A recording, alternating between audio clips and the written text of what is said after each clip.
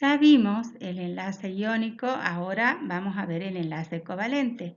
Ahí les puse un dibujito donde dos átomos están enfrentados y fíjense en las manos de ambos que el uno le da algo y el otro también. Y así es como definimos el enlace covalente, cuando dos átomos comparten uno o más pares de electrones.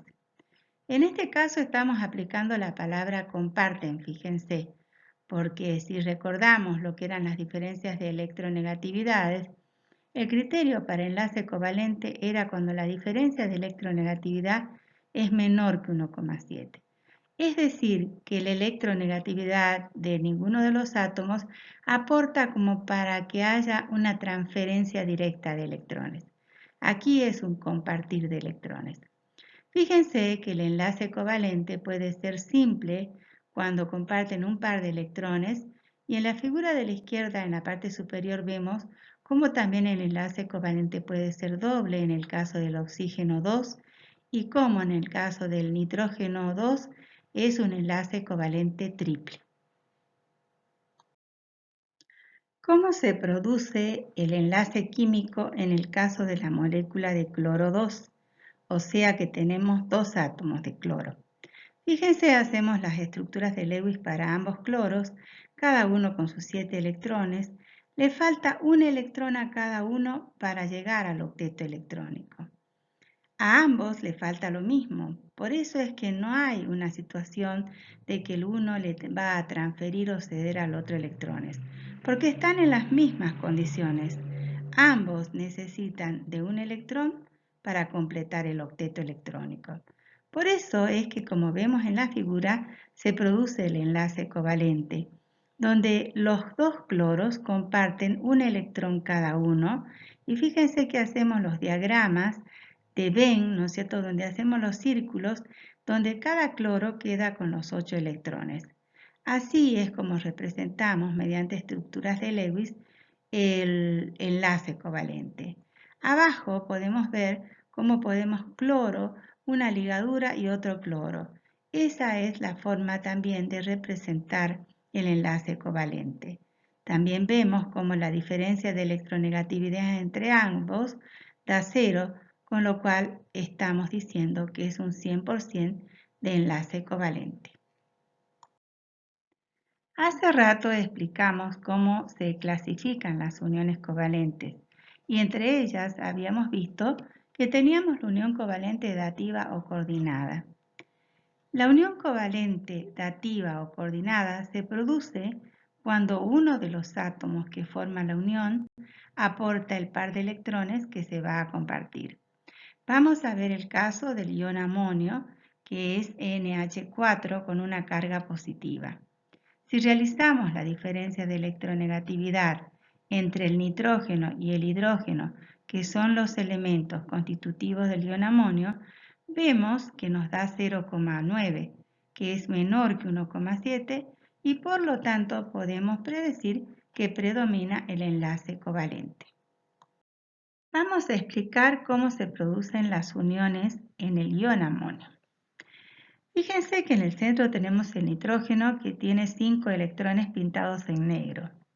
Consideramos 3 hidrógenos de características similares en rojo, cada uno con su electrón.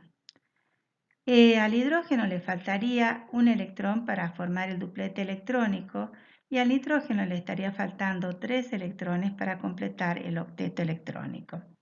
De tal manera entonces que comparte el nitrógeno con los 3 hidrógenos un electrón cada uno. Fíjense en las uniones que se simbolizan en negro y en rojo con los hidrógenos y el nitrógeno. Se ven los 2 electrones, pero uno es del hidrógeno y el otro es del nitrógeno. Se ve como el nitrógeno en su círculo negro completa los 8 electrones y cada uno de los hidrógenos estaría completando sus 2 electrones.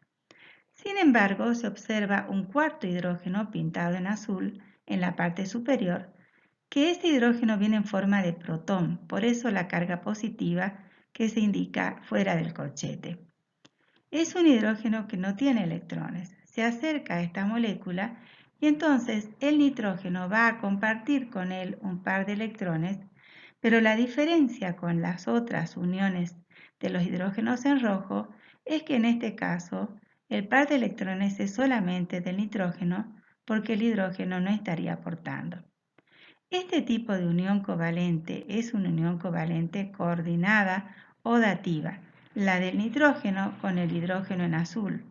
En cambio, la del nitrógeno con los 3 hidrógenos que están en color rojo es una unión covalente simple.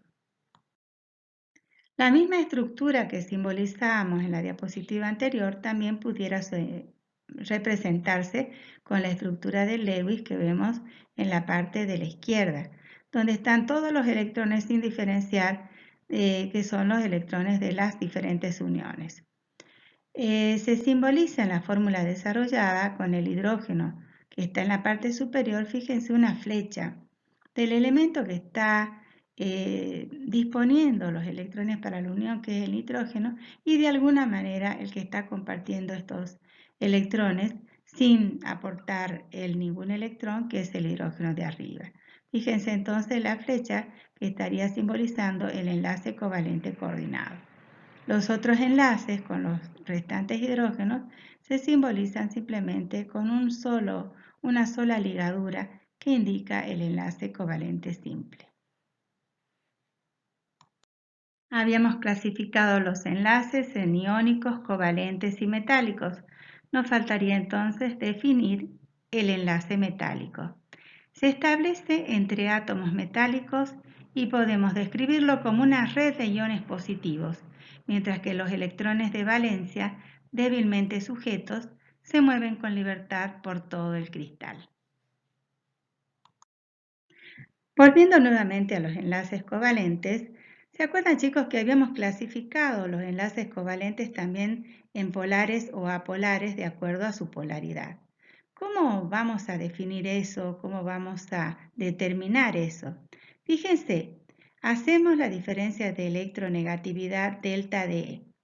Si es mayor o igual que 0 y menor o igual que 0,4, definimos que el enlace va a ser covalente apolar, mientras que si la diferencia de electronegatividad está entre 0,4 y 1,7, decimos que es covalente polar. Sin embargo, muy importante tener en cuenta que no siempre la polaridad se da por este valor numérico, sino también por la simetría de la molécula. Habrá que observar la simetría de la molécula y en base a eso es lo que define verdaderamente la polaridad de las moléculas que se tratan de enlaces covalentes. Ahora vamos a determinar la polaridad de un enlace covalente y vamos a tener en cuenta los dos aspectos que estábamos diciendo, la diferencia de electronegatividad y también la simetría.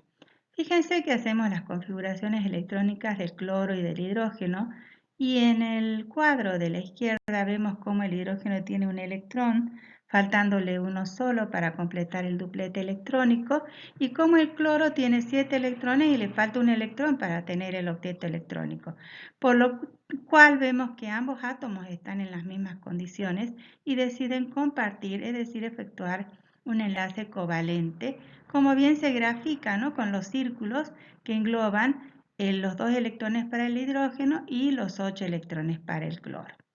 Ahora veamos uno de los criterios de polaridad, la diferencia de electronegatividad. Vemos cómo nos da 0,9, con lo cual estaríamos encuadrados dentro de lo que es un enlace covalente polar.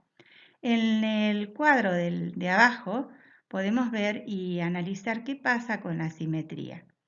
El elemento cloro, como ustedes vieron por Pauling, es un elemento muy electronegativo, mucho más que el hidrógeno, por lo cual, a pesar de que el enlace es un enlace donde están compartiendo un par de electrones entre el hidrógeno y el cloro, sin embargo el cloro capta más la densidad electrónica de la unión. Por eso es que se pone un delta negativo sobre el cloro, porque es como que los electrones compartidos se desplazan hacia el cloro. Es un delta porque es una fracción, no llega a ser un número entero de carga negativa. Y así también observamos un delta positivo sobre el hidrógeno porque queda como desprovisto de los electrones que se desplazan hacia el cloro.